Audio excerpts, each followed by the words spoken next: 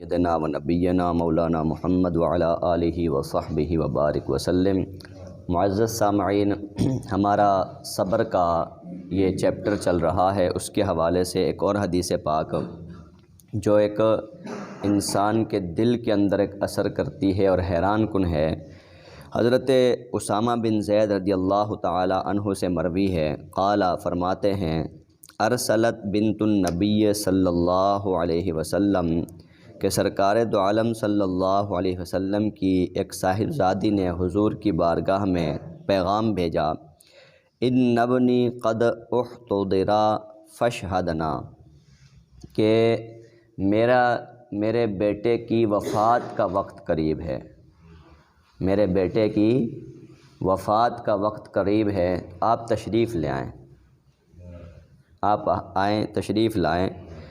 فاشہدنا فارسل یقرئ السلام، تو نبی پاک صلی اللہ علیہ وسلم نے ان کو جو بھی پیغام لانے والا تھا ان کو واپس بھیجا، یقرئ السلام، اور اپنی طرف سے سلام بھجوایا اپنی صاحبزادی کو، اور ویقول، اس طرح کے کلمات ارشاد فرمائے کہ انا للہ ما اخذ وَلَهُ مَا أَعْطَى وَكُلُّ شَيْءٍ عِنْدَهُ بِأَجَلٍ مُّسَمًّى فَلْتَصْبِرْ وَلْتَحْتَسِبْ، کہ تلقین کے یہ الفاظ ارشاد فرمائے کہ اِنَّ لِلَّهِ مَا أَخَذَ، کہ جو بھی اللہ تبارک و تعالی ہم سے واپس لے لیتا ہے وہ سب کا سب کس کا ہے؟ اللہ کا ہے۔ اِنَّ لِلَّهِ، بے شک اللہ ہی کا ہے، وَلَهُ مَا أَعْطَى، اور جو وہ ہمیں عطا فرماتا ہے وہ بھی کس کا ہے؟ بس یہی ہمیں کانسیپٹ دیا گیا ہے مسلمانوں کو کہ وہ دنیا کی کوئی چیز ان کے پاس آ جائے، اس تصور کی وجہ سے اگر کسی کے دل میں ایمان ہو تو اس کا جو دماغ ہے وہ خراب نہیں ہوتا، اپنی جگہ پہ رہتا ہے۔ تو کہا کہ اگر کوئی چیز مل جائے تو بھی دماغ جگہ پہ رہتا ہے، کوئی چیز چھن جائے واپس چلی جائے تو بھی انسان بے صبرا نہیں ہوتا، وہ حد سے زیادہ پریشان نہیں ہوتا۔ تو حضور نے فرمایا وَكُلُّ شَيْءٍ عِنْدَهُ بِأَجَلٍ مُّسَمًّى، اور یاد رکھیں ہر چیز کا ایک وقت مقرر ہے، ہر چیز کا، یہاں دنیا کے اندر جو کچھ بھی ہے، وہ جو مٹیریل ہے، جو مادہ ہے، جو وجود ہے، ہر چیز کا وقت کیا ہے؟ وہ مقرر ہے۔ تو لہٰذا فلتصبر، اے میری بیٹی آپ صبر کیجئے۔ سرکار دو عالم صلی اللہ علیہ وسلم اپنی صاحبزادی کو کیا حکم فرما رہے ہیں کہ آپ، حالانکہ بیٹے کی طبیعت بہت زیادہ بگڑی ہوئی ہے، بہت زیادہ خراب ہے، ٹھیک ہے، اور یہ کہا جا رہا ہے ان ابنی قد احتضر، سانس اکھڑ رہی تھی، قد احتضر کا مطلب کہ موت حاضر ہوئی ہوئی ہے، وہ نزع کی کیفیت، غرغرہ۔ تو اس وقت میں جو ہے وہ حضور اپنی بیٹی کو کیا تلقین فرما رہے ہیں کہ بیٹی صبر کرو۔ یہاں سے میں آپ کو ایک بات توجہ دلا رہا ہوں جو آپ میں اہل عقل کے لیے ہے کہ حضور نے اس انتہا کی پریشانی کے وقت جو تعویذ عطا فرمایا وہ کس چیز کا تعویذ تھا؟ صبر کا تعویذ تھا۔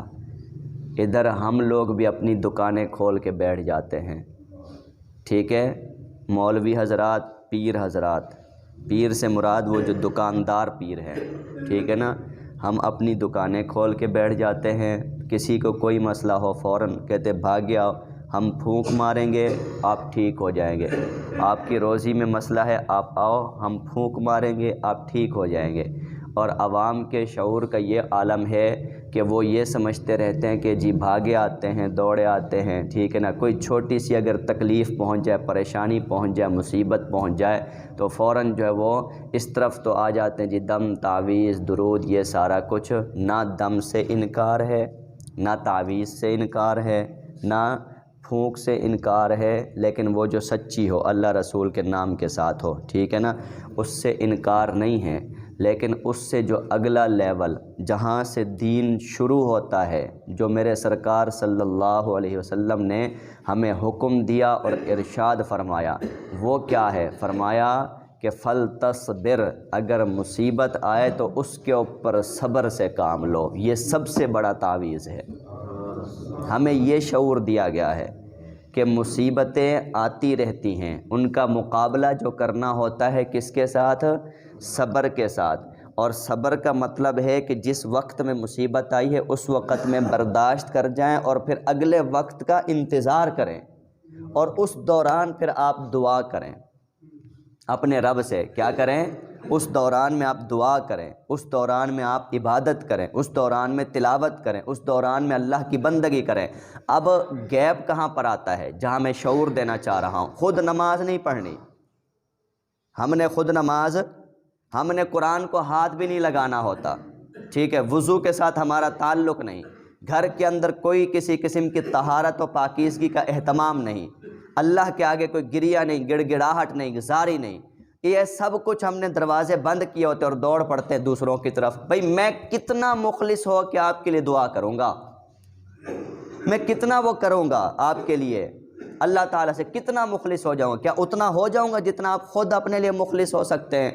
نہیں ہو سکتا میں، ٹھیک ہے نا؟ تو بھائی مصیبتیں آتی ہیں، یہ ذہن آپ اپنے ذہن میں رکھیں، یہ دنیا کا جو نظام اس طرح کا ہے کہ یہاں پر پریشانیاں آتی ہیں، مصیبتیں آتی ہیں۔ کیا خیال ہے وہ ہستی جو اشارہ کر کے سورج کو الٹے پاؤں پلٹا سکتی ہے نا ان کی یہ شان؟ کیا وہ ایک دعا کر کے ان کی اس موت کو نہیں ٹال سکتے تھے کہ ہیں میری بیٹی کے بچے کی موت کا وقت، اتنی تکلیف پریشانی ہے، لیکن وہ ہستی کیا پیغام دے رہی ہیں اپنی بیٹی کو، کیا تعلیم دے رہے ہیں؟ فرمایا فَلْتَصْبِرْ، میرا بیٹا کچھ نظام فطرت ہوتے ہیں، کچھ قانون قدرت ہوتے ہیں، ان کو تسلیم کرنا پڑتا ہے، ٹھیک ہے، وہاں سر جھکانا پڑتا ہے، وہاں پر فَلْتَصْبِرْ، صبر سے کام لینا پڑتا ہے، اور پھر وَلْتَحْتَسِبْ، یہ اگلا الفاظ ہے حدیث کے، صبر سے کام لیں اور اللہ سے اجر کی امید رکھیں، اللہ سے اس سے بہتر کی امید رکھیں۔ تو یہ وہ شعور ہے، یہ وہ طریقہ ہے، ٹھیک ہے، کہ ہاں مطلب بعض اوقات بچے کوئی بیمار ہوتے، گھر والے وہ پریشان ہوتے ہیں، صحیح ہے نا، آپ آئیں، وہ دم بالکل کروائیں، وہ دم بھی کروائیں، اللہ کے کلام کی تاثیر سے انکار نہیں، ٹھیک ہے نا۔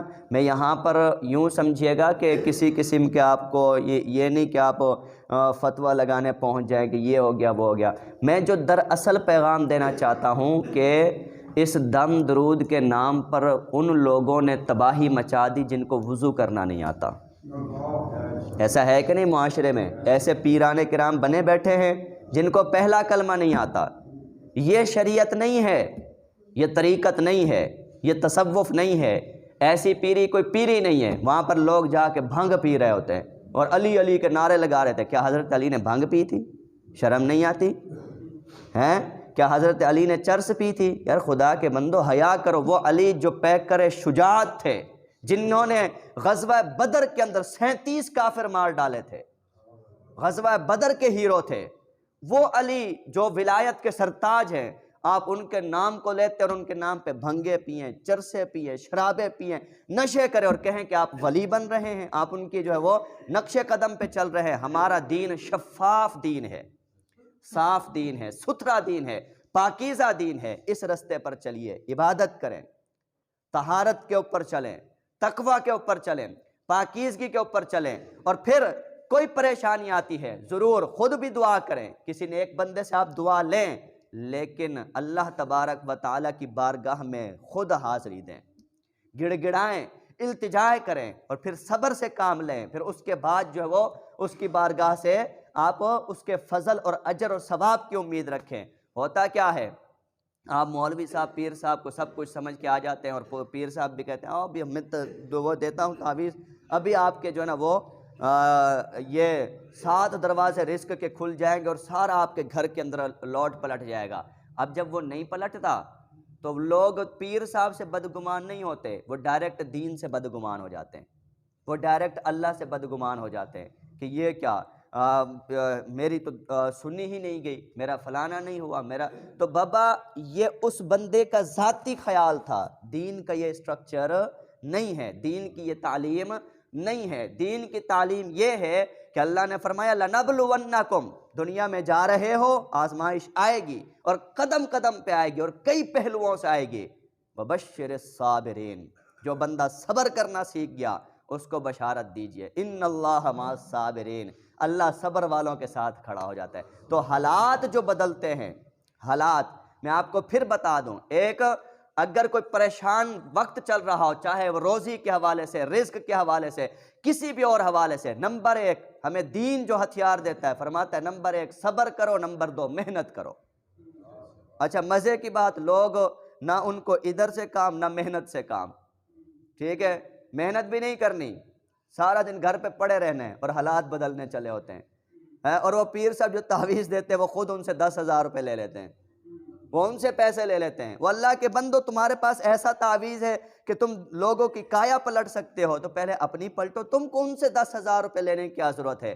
علامہ اقبال کا ایک بڑا دلچسپ واقعہ ہے کہ آپ کسی بزرگ کے پاس بیٹھے ہوئے تھے تو کوئی ان کا مرید آیا، صحیح دعا کروائی، اور دعا کروانے کے بعد جو ہے نا وہ 10 روپے ان کو نذرانہ کیا اس دور کے اندر، 10 روپے کی اس وقت بھی حیثیت ہوگی، تو علامہ اقبال مسکرانے لگے، علامہ اقبال مسکرانے لگے، اور وہاں پر آپ نے یہ مشہور شعر کہا کہ گھر پیر کا ہے ہم کو تو میسر ہی نہیں مٹی کا دیا بھی، ہم کو تو میسر ہی نہیں مٹی کا دیا بھی، گھر پیر کا ہے بجلی کے چراغوں سے روشن۔ ہیں جی بھائی، اپنا شعور آپ لوگ وہ کریں، بیدار کریں اس حوالے سے، ٹھیک ہے، محنت کریں۔ اللہ، میں کہیں بھی اللہ کے جو بزرگ بندے ہیں، نیک ہستیاں ہیں، ان کا انکار نہیں کر رہا۔ پتہ لگے ہمارے ہاں ہوتا ہے نا، فوراً مسلک کے اوپر فتویٰ لگا دیتے ہیں، اہل سنت، جماعت، حنفی، بریلوی، حضور کے عاشق، جس طرح آپ نے وہ سمجھنا ہو، میں وہی ہوں، ٹھیک ہے نا، لیکن ہر جگہ کالی بھیڑیں ہوتی ہے کہ نہیں ہوتی، جو ہمارے مسلک کو بدنام کرتی ہیں، پھر دوسروں کو اعتراض کا موقع ملتا ہے، نہیں، اس طرح جو ہے وہ نہیں چلنا چاہیے، ٹھیک ہے نا۔ تو یہ وہ بات ہے کہ حضور نے فرمایا فل تصبر، موت کا وقت، اس سے بڑی اور کیا مصیبت ہوگی، پریشانی اور کیا ہوگی۔ پریشانی کا ایک عالم تو ہوتا ہے نا کہ ننھی سی جان، اب آگے دیکھیے گا، اللہ اکبر، آپ کو کچھ مطلب ایسے حدیث کا اگلا مفہوم آ رہا ہے کہ لوگوں کے آنسو نکل پڑتے ہیں، ٹھیک ہے نا، اتنا یہ دردناک واقعہ جو میں نے آپ کو سنایا۔ تو حضور نے فرمایا میری بیٹی صبر کریں، وَلْتَحْتَسِبْ، اللہ سے اجر کی امید رکھیں۔ فَأَرْسَلَتْ إِلَيْهِ تُقْسِمُ عَلَيْهِ، بیٹی نے اپنے والد صاحب کی بارگاہ میں، ٹھیک ہے، دوبارہ اپنا وہ پیغام دینے والا بھیجا اور کہا کہ میرے بابا کو قسم دیں اور کہیں آپ کی بیٹی بلاتی ہے، آپ آئیں، ضرور تشریف لے کر آئیں، ٹھیک ہے، لَيَأْتِيَنَّهَا، حضور سے آپ عرض کریں کہ آپ ضرور تشریف لائیں، دلاسا ہو جائے گا، حوصلہ ہو جائے گا۔ فَقَامَ، تو حضور کھڑے ہو گئے۔ بیٹیوں کے یوں مان اٹھائے جاتے ہیں، بیٹیوں کے یوں لاڈ اٹھائے جاتے ہیں، ٹھیک ہے نا، اور وہ لاڈ اٹھانے والی ہستی جو ہر ایک کے لاڈ اٹھاتی ہے، وہ بیٹیوں کے یوں اٹھاتی تھی کہ صرف سیدہ فاطمہ باقی رہ گئی تھی، جب بھی آتی تھی حضور کھڑے ہو کے استقبال فرماتے تھے۔ اللہ ہمیں توفیق دے۔ دیکھیں، ہر دعا میں، ہر نماز میں دعا مانگا کریں، اللہ ہمیں انسانیت دے دے، اللہ ہمیں عبادت، یہ کہ عبدیت، بندگی جو ہے نا وہ سکھا دے۔ بابا محل بنانا کمال نہیں ہے، جھونپڑی میں اپنا خوشیاں تلاش کرنا کمال ہے، یہ یاد رکھیں۔ اور ہمارے سرکار نے وہ حجروں میں بیٹھ کے کل کائنات کے اندر خوشیاں تقسیم فرمائی ہیں، دلاس سے آسرے امیدیں عطا فرمائی ہیں۔ تو حضور کھڑے ہو گئے، وَمَعَهُ سعد بن عبادہ، تو ان کے ساتھ حضرت سعد بن عبادہ تھے، معاذ بن جبل تھے، ابی بن کعب تھے، وزید بن ثابت، زید بن ثابت تھے، ورجال رضی اللہ عنہ، اور بھی کچھ صحابہ کرام تھے، سارے چل پڑے۔ فَرُفِعَ إِلَىٰ رَسُولِ اللَّهِ صلی اللہ علیہ وسلم الصَّبِيُّ، تو وہ بچہ جو تھا جس کے اوپر نزع کی کیفیت طاری تھی، اٹھا کے حضور کی گود میں دے دیا گیا۔ فَأَقْعَدَهُ فِي حِجْرِهِ وَنَفْسُهُ تَتَقَعْقَعُ، تو حضور نے جو ہے ان کو، اس بچے کو اٹھایا، اپنی گود میں لٹا لیا۔ حالت یہ تھی کہ سانس اکھڑ رہی تھی بچے کی، سانس مطلب وہ نزع کی کیفیت، سانس، چھوٹا بچہ، اب ذرا تصور تو کریں، چھوٹا بچہ وہ پریشانی میں، اس کی بیماری نہیں دیکھی جاتی، موت کی حالت کا کیا عالم ہوگا، اور پھر اٹھانے والا کائنات کے نازک ترین دل والا ہو، ہیں، سب سے نازک جس کا دل ہو اس کے اوپر کیا گزرتی ہوگی. صحیح ہے. ان کی نزاکت کا عالم یہ تھا، جب امت کا سوچتے تھے تو قرآن فرماتا ہے لعلک باخع نفسک، میرے محبوب اتنا نہ فکر کیا کرے کہ امت کے غم میں کہیں خود گھل ہی نہ جائیں، آپ گھل ہی نہ جائیں. باخع نفسک، آپ کے اندر جو ہے وہ سانسوں کی آوازیں آتی ہیں، ایسے جیسے گوشت پکتے ہوئے ہانڈی کے اندر ایسے گڑگڑاہٹ کی آواز آتی ہے. حضور امت کو جب سوچتے تھے، امت کے غم میں ایسے گڑ گڑاتے تھے، اندر سے گڑگڑاہٹ کی آواز. اتنا آپ امت کی فکر فرماتے تھے اور اتنا آپ نازک دل تھے. تو کہا کہ فَأَقْعَدَهُ فِي حِجْرِهِ وَنَفْسُهُ تَتَقَعْقَعُ، تو حضور نے جب اس چھوٹی سی ننھی جان کو اٹھایا، پھر بیٹی کا بیٹا، پھر چھوٹی جان، پھر حضور، ٹھیک ہے، سانس اکھڑ لی، جیسے اٹھایا آنسو ابل پڑے. حضور پاک صلی اللہ علیہ وسلم کی آنکھوں سے آنسو ابل پڑے. تو فقال سعد، تو حضرت سعد بن عبادہ جو بیٹھے تھے حضور کی طرف دیکھ کے نے کہا یا رسول اللہ، یا رسول اللہ ما ھذا، آپ بھی یہ کیا ہے، آپ کی آنکھوں سے آنسو. اتنا ایک طرف آپ جتنا نازک تھے اتنا مضبوط بھی تو تھے، اتنے بہادر بھی تو تھے، اتنے بہادر بھی تو تھے. وہ جو خود صبر کا حکم دینے والے ہوں اور ان کی آنکھوں میں آنسو آ جائیں، تو کب وہ پوچھ بیٹھے صحابی تھے کہ ما ھذا، حضور یہ کیا. آپ کی بہادری کا عالم یہ ہے کہ ایک دفعہ جو ہے وہ مدینہ کے باہر سے کوئی زوردار آواز ہے، رات کا وقت، حضور پاک مدینے والے ڈر گئے. حضور مدینے میں تھے، حضور نے حضرت طلحہ کا گھوڑا پکڑا، اکیلے ہی چل پڑے اور دور تک جا کے اکیلے جا کے دور تک جو ہے وہ آپ دیکھ کر آئے، دورہ کر کے آئے کہ کیا چیز ہے. اچھا مدینے والے باہر نکلنے لگے، حضور واپس آ رہے تھے، کہا میں دیکھ کے آ رہا ہوں، کچھ بھی نہیں ہے، پرسکون ہو جا. حضور کی دوسری طرف بہادری کا عالم یہ بھی تھا، ٹھیک ہے نا. تو کہا کہ یا رسول اللہ ما ھذا، یہ کیا ہے. اگلی بات سنیں. فقال، تو حضور نے فرمایا ھذہ رحمت، یہ رحمت ہے. دل کے اندر جو ہے وہ آنسوؤں کا پیدا ہونا رحمت ہے، ٹھیک ہے نا. کہا ھذہ رحمت، یہ وہ رحمت ہے جعلہ اللہ فی قلوب عبادہ، اور فرمایا کہ فی قلوب من شاء من عبادہ، اللہ تعالیٰ یہ نرمی، یہ رقت، یہ نزاکت اور یہ رحمت کہ کسی کو مصیبت میں دیکھے اور آپ رو پڑیں. کہا یہ اللہ تعالیٰ کی رحمت ہے، اور اللہ تعالیٰ اپنے بندوں میں سے جہاں چاہتا ہے، جس کے دل میں چاہتا ہے، بس وہاں پہ ڈالتا ہے. ہر ایک کو بھی یہ دولت نہیں ملتی رونے کی، یہ رقت، یہ نرمی، یہ نزاکت، یہ آنسو، یہ ہر ایک کو نہیں ملتے. مانگنے چاہیے، رونا چاہیے. رونا بڑی نعمت ہے، کبھی اس کے اوپر بھی گفتگو کریں گے. اور اللہ نے فرمایا وَإِنَّمَا يَرْحَمُ اللَّهُ مِنْ عِبَادِهِ الرُّحَمَاء، یہ بہت بڑی بات ہے. حضور نے فرمایا کہ اللہ بھی ان لوگوں پر رحم فرماتا ہے جن لوگوں کے دلوں میں رحم ہوتا ہے. کہا اپنے بندوں میں سے جو رحم دل بندے ہیں اللہ کے، جو لوگوں پر رحم کرتے ہیں، اللہ ان کے اوپر اپنی رحمت پر، سخت دل لوگوں پر اللہ رحمت نہیں اتارتا. اس لیے دل سخت نہیں، منہ پھٹ نہیں، زبان جو ہے وہ چیخنے چلانے والی نہیں، نرمی، رحمت. آپ کا جنت کے اندر سب سے پہلے وہ لوگ جائیں گے جن کے دل چیڑی کی طرح ہوں گے، نازک، اور فوراً ڈر کے اڑ جاتی ہے. کہ جو چھوٹے دل کے لوگ ہوتے ہیں، لیکن یعنی اس حوالے سے نازک، لیکن وہی لوگ جب اللہ کی بات آ جائے اور حق کی بات آ جائے تو ان سے مضبوط پھر کوئی نہیں ہوتا. تو جن کو لوگ لوٹ کے کھا جاتے ہیں، اتنے سادے، جو یہاں لٹ جاتے ہیں وہاں اللہ پاک ان کو لوٹا رہا ہوگا سب کچھ، ٹھیک ہے نا. ایسے لوگ جنت میں جائیں گے. تو اللہ پاک سے یہ دعا ہے کہ آج کے درس میں ہم نے جو سیکھا کہ اللہ پہلی بات ہم آزمائش کے قابل نہیں، ہمیں محفوظ فرما. دوسری بات اگر ایسی کوئی سچویشن آئے تو جو تیرے محبوب کی تعلیم ہے ہمیں ان پہ عمل کی توفیق عطا فرما، ہمیں صبر اور پھر اپنی بارگاہ سے اللہ اجر کی توفیق عطا فرمائے. اور اس سے سب سے بڑی بات، اللہ ہمارے دلوں کے اندر رحمت پیدا فرمائے، رقت پیدا فرمائے، ہمارے دلوں کو پاکیزہ فرمائے. یہ آنسو اور یہ رحمت تب آتی ہے جب دل پاک ہوتے ہیں، جب نگاہ پاک ہوتی ہے، جب آپ اللہ کے در پہ حاضر وہاں رو رہے ہوتے ہیں، تو پھر آپ کا جو ہے وہ چھوٹی چھوٹی بات پہ بھی آپ کے آنسو نکل آتے ہیں. اور جو سخت دل لوگ ہوتے ہیں وہ نہیں روتے، ان کے آنسو نہیں نکلتے. اللہ نے یہ مثال بیان فرمایا کہ